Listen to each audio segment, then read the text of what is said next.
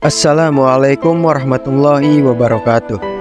Sahabat yang beriman, tembok ratapan sering juga disebut tembok barat adalah bagian penting dari kompleks Masjidil Al-Aqsa di wilayah Baitul Maqdis, Palestina. Tempat ini memegang nilai sakral bagi berbagai keyakinan termasuk kaum Yahudi. Tembok ratapan adalah sebuah struktur kuno yang terletak di kota tua Yerusalem. Memiliki signifikan penting bagi kaum Yahudi karena dianggap sebagai sisa-sisa dari dinding bait suci yang dibangun oleh Raja Herodes di Yerusalem. Dikenal sebagai tembok ratapan atau tembok barat dalam kompleks Baitul Maqdis, tembok ratapan menjadi saksi sejarah bagi peristiwa tahun 70 Masehi ketika tentara Romawi menghancurkan bait suci meninggalkan hanya tembok barat atau tembok bagian barat yang masih berdiri hingga ini. Tembok ini telah menjadi lambang sejarah bagi bangsa Yahudi. Tembok ratapan atau tembok barat merupakan bagian dari dinding barat yang mengelilingi bukit bait suci, disebut juga Bukit Muria atau Bukit Sion.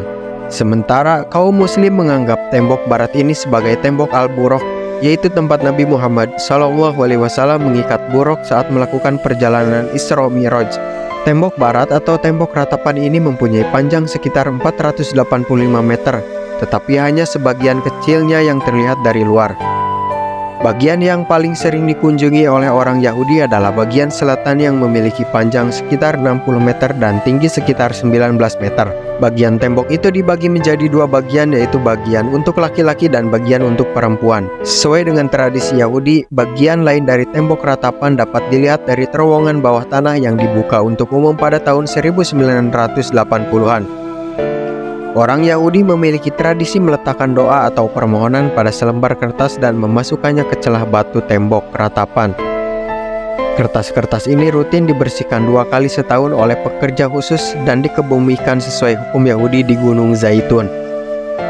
Setiap tahun jutaan orang Yahudi dari seluruh dunia berkunjung ke tembok ratapan untuk berdoa dan merayakan hari raya mereka seperti Hanukkah, Tisha B'Av, Yom Kippur, dan Sukkot. Selain menjadi tempat ibadah, tembok ratapan juga menjadi pusat kegiatan sosial dan politik yang berkaitan dengan isu-isu Yahudi. Misalnya gerakan wanita. Tembok ratapan yang memperjuangkan kesetaraan hak beribadah antara perempuan Yahudi dan laki-laki di tempat ini. Pada awalnya, orang-orang Yahudi memusatkan tuntutan mereka terhadap bagian barat dari Masjidil Aqsa yang mereka sebut tembok ratapan. Situasi di Baitul Maqdis atau Masjidil Aqsa saat ini menjadi semakin memilukan dan menyedihkan. Provokasi melalui mobilitas orang Yahudi yang didorong oleh Israel telah terlihat jelas sejak tahun 1920-an, terutama dalam fokus tuntutan mereka terhadap sisi barat dari Masjid Al-Aqsa yang mereka orang Muslim sebut tembok buruk dan mereka orang Yahudi sebut tembok ratapan. Tembok dan area sekitarnya secara hakikatnya adalah tanah wakaf Islam yang tetap memiliki dokumen dan catatan. Hal ini diakui bahkan oleh tim investigasi internasional seperti yang dijelaskan oleh Dr. Muhsin Muhammad Saleh dalam bukunya Aradu Filistin wa Shabuha atau Tanah Palestina dan Rakyatnya. Beberapa hari setelah pendudukan Al-Quds, kelompok Zionis Yahudi meruntuhkan kampung Al-Mugharobah yang berada di depan tembok ratapan atau tembok barat dari Masjidil Aqsa. Di tembok ini juga terdapat tembok buruk yang juga disebut tembok ratapan. Kampung Al-Mugharobah pada saat itu terdiri dari 135 rumah dan 2 masjid. Saat itu kampung Mugharobah dihancurkan sepenuhnya dijadikan dataran kosong yang digunakan oleh orang-orang Yahudi untuk melakukan ibadah mereka. Meskipun tanah tersebut merupakan wakaf Islam. Menurut Muhsin Muhammad Saleh, setelah peristiwa tersebut, orang Yahudi mulai melakukan operasi penggalian di bawah Masjid Al-Aqsa dan area sekitarnya.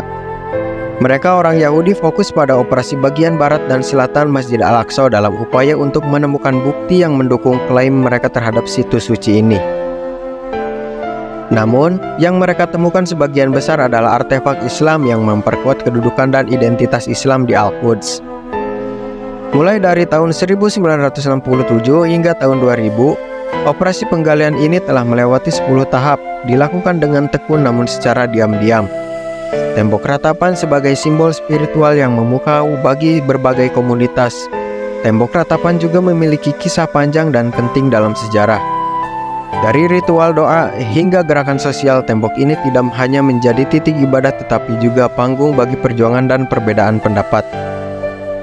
Sahabat yang beriman, mari kita terus menghormati dan memahami kekayaan budaya serta perbedaan kepercayaan yang diwariskan kepada kita.